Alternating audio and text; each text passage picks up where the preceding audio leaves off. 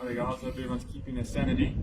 I've been asked to do a tackle talk on what I love to target. So my favorite species will be the raggy.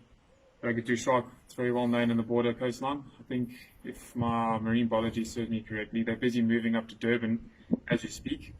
So I'm not going to get to target them, but we did get a few before the lockdown. So yeah, let me just explain my setup. I'm using the Akuma Makara 15-foot rod, is 7 to 9 ounce. I've had this rod for going on 3 years now, and I've had it with the reel as well, the Makara 20,000. Both hardy setups. I love this setup. It's my go-to when I'm targeting big fish. I've used this rod with my drone setup. Had no issues whatsoever.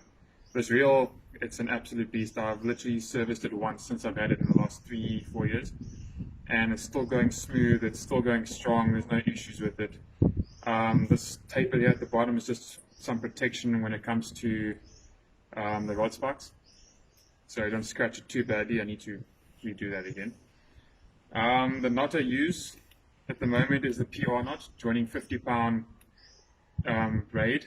Yes, I'm using grinder braid at the moment. Joined to 180-pound JDB leader. I've got 7 meters of that. So that's my grinder setup there. To speak about my trace, pretty standard trace, nothing really special.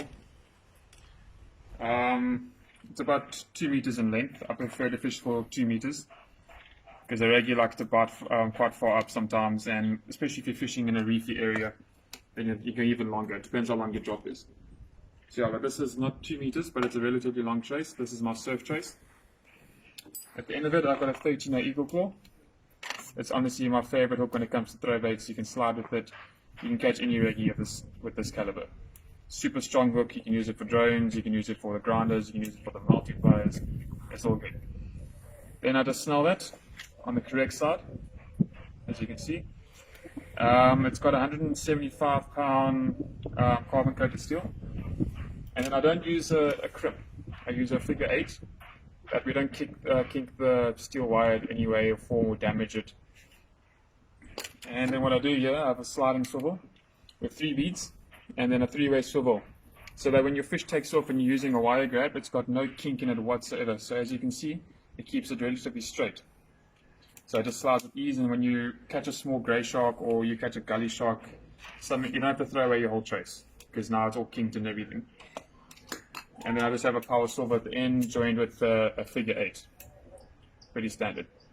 Knot has never popped. What I usually do is also take a lighter and I burn that as well.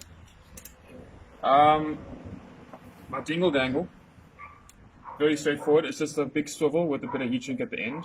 2 crimps, just to keep it in place, and I wrap it around a few times.